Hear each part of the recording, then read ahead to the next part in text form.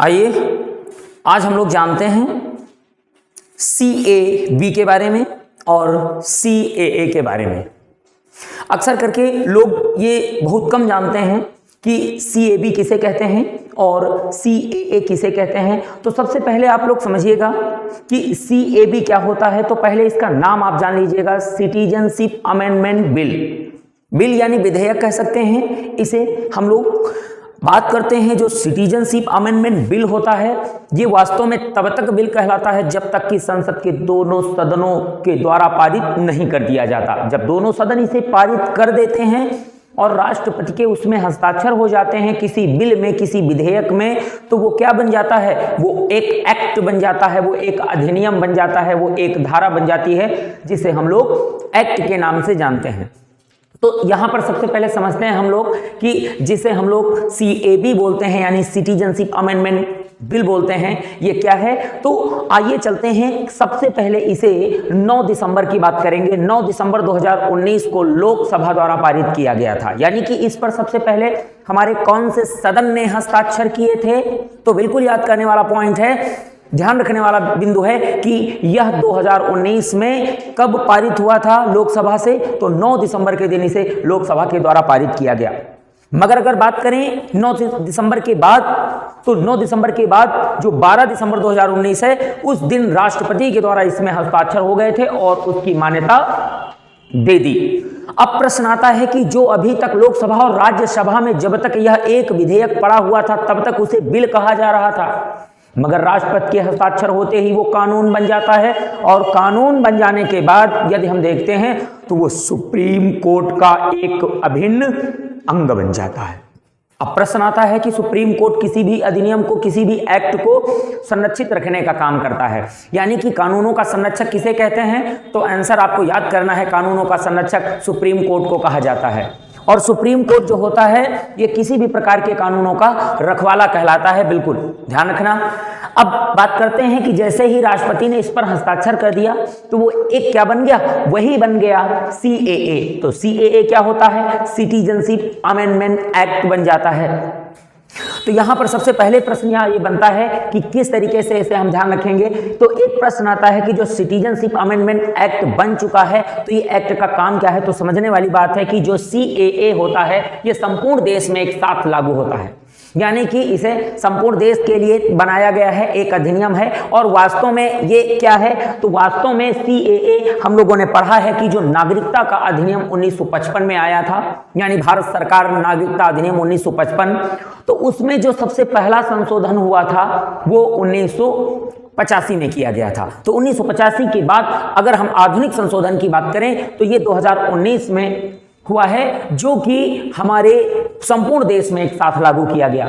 अगर हम लोग देखते हैं कि यहां पर NRC की बात करते हैं तो NRC एक अलग प्रकार का बिल है जो कि केवल असम के लिए लागू होता है। मगर अगर हम बात करते हैं अपने CAA की, सिटीजनशिप अमेंडमेंट एक्ट की, तो ये संपूर्ण देश में एक साथ लागू होता है। अब यहां पर बात आती है कि इसमें किसको नागरिकता मिलेगी, किसको नागरिकता नहीं मिलेगी। तो उसमें हम लोग बिंदु देखते हैं। तो सबसे पहला प्रश्न बनता है कि ये जो CAA है इसका आधार वर्ष क्या बनाया गया।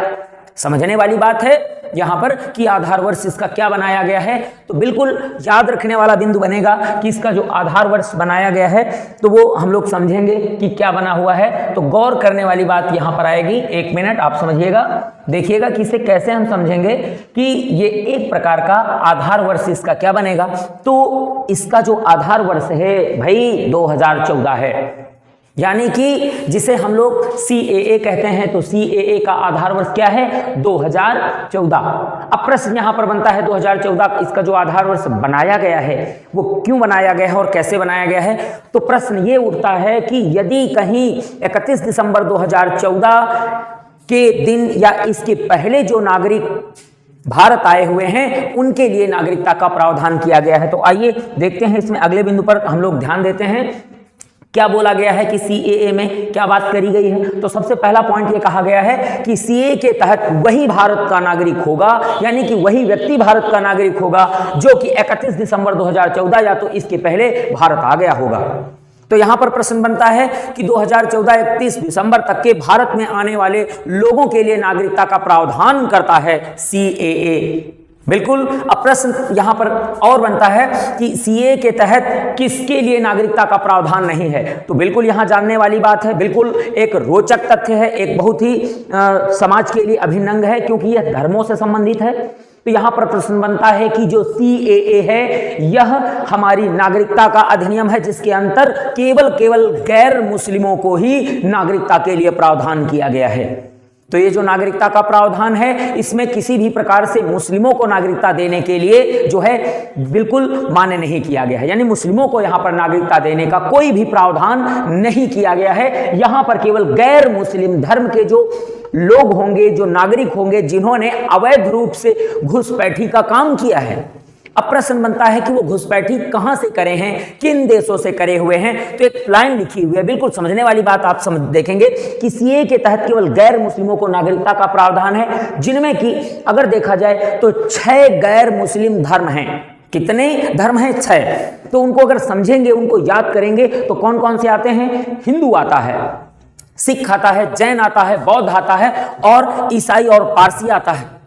अब प्रश्न यहां पर बनता है कि अगर ये धर्म के लोग पाकिस्तान, अफगानिस्तान और बांग्लादेश में धार्मिक रूप से अगर इनको प्रताड़ना दी गई है, यानी कि कहने का मतलब है कि वो मुस्लिम ना हो, वो गैर मुस्लिम धर्म के कोई भी हो, हिंदू, सिख, ईसाई, जैन, बौद्ध, पारसी कोई भी हो, अगर उनको किन देशों ने, बिल्कुल ध्यान रखना, कौन से देशों ने इनको प्रताड़ित किया हुआ है धार्मिक रूप से, तो पाकिस्तान ने प्रताड़ित किया है, अगर अफगानिस्तान ने प्रताड़ित किया है, अगर और कहीं अगर प्रताड़ित किया है बांग्लादेश ने, तो ऐसे धर्म के लोग जो घुसपैठ करके अवैध रूप से अपने भारत में आ चुके हैं, तो वो अगर कहीं 2014 तक अपने भारत आ गए हैं 31 दिसंबर तक, तो वह भारत के नागरिक होंगे। मगर यदि इनमें से वह मुस्लिम हैं तो उनको कोई नागरिकता का प्रावधान नहीं है। तो आपको बताएं, यही कारण रहा है कि सीएए का सबसे ज्यादा विरोध करने वाले अगर किसी धर्म के लोग रहे हैं तो मुस्लिम, यानी मुस्लिम धर्म के लोगों ने इसका पुरजोर विरोध किया। क्यों किया? क्योंकि इसमें सभी धर्मों को जो है नागरिकता देने का प्रावधान किया गया और इसे मूलतः बताया गया कि यह एक, देखा जाए, अधिनियम 1955 जो नागरिकता का अधिनियम था उसमें एक संशोधन है। यानी क्या है? केवल एक संशोधन है, जिसमें क्या किया गया है कि भारत के जो धर्म हैं, भारत के जो लोग हैं, अगर उनको प्रताड़ित किया गया है अपने पड़ोसी देश, कौन कौन? पाकिस्तान, अफगानिस्तान और बांग्लादेश में अगर धार्मिक रूप से प्रताड़ित किया गया है तो उनको भारत में नागरिकता देने का पूर्ण प्रावधान कर दिया गया है। इसे ही हम क्या कहते हैं? इसे ही हम सीएए कहते हैं, जो कि सीएबी के रूप में लोकसभा में डाल करके उसे पारित करके उसे क्या बना दिया गया? उसे एक संशोधन बिल बना दिया गया था।